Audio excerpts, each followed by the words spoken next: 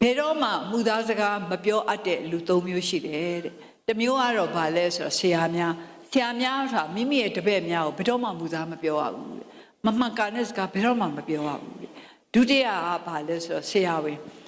ဝန်များဟာမိမိတို့ရဲ့လူနာတွေကိုဘယ်တော့မှမူသားမပြောရဘူးတဲ့မမှန်မကန်တဲ့စကားမပြောရဘူးတဲ့တတိယကတော့မင်းတိုင်မင်းအမှားများမင်းတိုင်မင်းအမှားများဆိုတော့အရင်တော့ဒါရှင်မြင်ခက်မှာပေါ့နော်ရှင်မြင်ခက်မှာဆိုတော့ရှင်မြင်နားကိုပေါက်ပြီးတော့ဒီအာနာရှိတဲ့လုတ်ပိုင်ခွင့်ရှိတဲ့လူတွေကိုအကြံပြုတာပြောဆိုတင်ပြတဲ့ပုံကူများပေါ့မင်းတိုင်မင်းအမှားများဘယ်တော့မှမှုသားစကားကိုမပြောရဘူးမမှန်ကန်တဲ့စကားကိုမပြောရဘူးတဲ့ဒီဘလူး၃မျိုးဆိုတာမှုသားကိုလုံးဝရှောင်ရမယ်ဒီလူ၃မျိုးဟာမှုသားကိုမရှောင်လို့ရှိလို့ရှိရင်နိုင်ငံဒုက္ခရောက်တယ်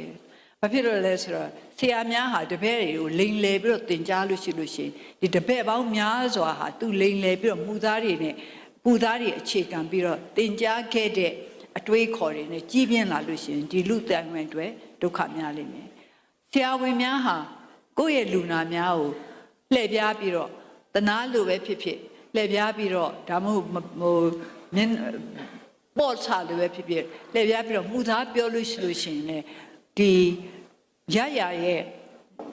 ကျမရေးနဲ့ပတ်သက်တဲ့ပညာများဟာဆုပ်ယုပ်နိုင်တယ်ဒါဟာလေရကိုထိခိုက်နိုင်တယ်အရေးကြီးဆုံးကတော့မင်းတိုင်မင်းအမတ်တွေပေါ့မင်းတိုင်မင်းအမတ်ဆိုတာဟာနိုင်ငံရဲ့အုပ်ချုပ်ရေးရန်တရားကို